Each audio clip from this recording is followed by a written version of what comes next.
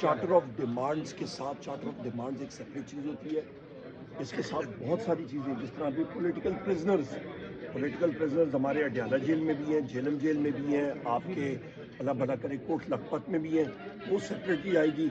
Missing persons ہم نے ان کو کہا جی ہمیں بتائیں, ہمارے جو نزدیک ہوں گے وہ ہم ان سے شیئر کریں گے, اور انہوں نے بھی تو بتانا ہے نا کہ کدھر گئے ہیں.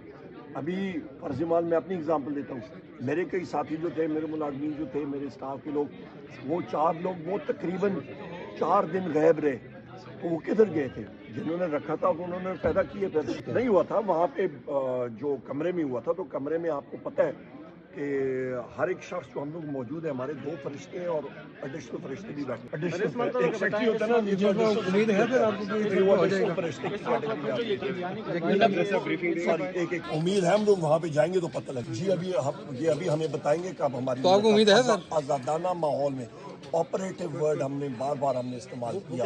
جیل مینول میں آپ کا دیکھیں, وزیر اعظم عمران خان صاحب کنوکٹڈ پرزن نہیں ہیں, وہ انڈر ٹرائل ہیں, ان کے خلاف کیسز سیاسی ہیں. دوسری بات یہ کہ اس ماحول میں as leader of the opposition باقی ہمارے ساتھی جو ہیں لیڈر آف پولیٹیکل پارٹیز ہیں, ہم لوگ, ہمارا رائٹ ہے, ہم لوگ ان مانیٹرڈ مطلب ملاقات کرنا چاہتے ہیں. کوئی نارمل گفتگو تو نہیں ہے نا, ملک پاکستان کی صالحیت کے بارے میں ہم لوگ گفتگو رہے ہیں. صاحب کو آ جائیں گے, جو میں نے اسپیکر ایاز صادق صاحب کو بھیجتے تھے اس کے بعد میں نے پڑھے اور انہوں نے سنے, اور اس کے اوپر ڈیٹیل میں گفتگو شنید ہوئی, اور اس کے بعد آپ نے اعلامیہ سن لیا. سب سے پہلی بات یہ ہے کہ میرے لیے تو وزیر اعظم عمران خان ہے نمبر 1, اس سے آگے چلیں, اس سے آگے ہم لوگ یہاں چلتے ہیں. تو speaker national assembly Ayaz Sadiq صاحب کو میں نے خط لکھ دی ہے.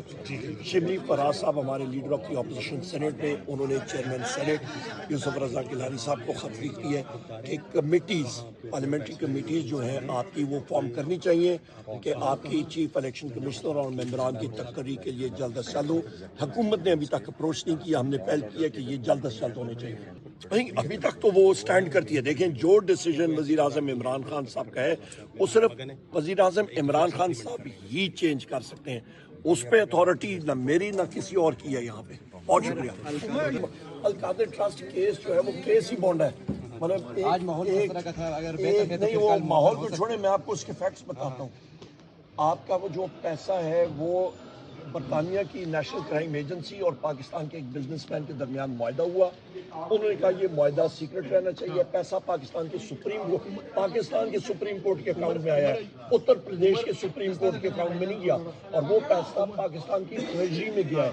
اس کے اوپر وہ پروفٹ کماتے رہے ہیں. خان صاحب نے دیکھیں, وہ ہم لوگ ہائر جوڈیشری میں جائیں گے. وزیر اعظم عمران خان صاحب نے جب یہ کمیٹی نیگوسیشنز کمیٹی کا مجھے بحیثیت تحریک انصاف ورکر بلا کے جس دن چارج فریم ہو رہا تھا JHQ کیس میں اڈیالہ جیل میں, انہوں نے بلا کے مجھے کہا کہ یہ اس کو تم ہیڈ کرو گے اور یہ ساتھی ہوں گے, جس میں صاحبزادہ احمد رضا صاحب بھی ہیں, اور ان کو اسپوکس پرسن ڈکلیئر کیا تھا. ان کو معلوم تھا, مطلب اس کے فوراً بعد مجھے اسی شام مجھے اریسٹ کر دیا, ادھر سے اریسٹ کر دیا.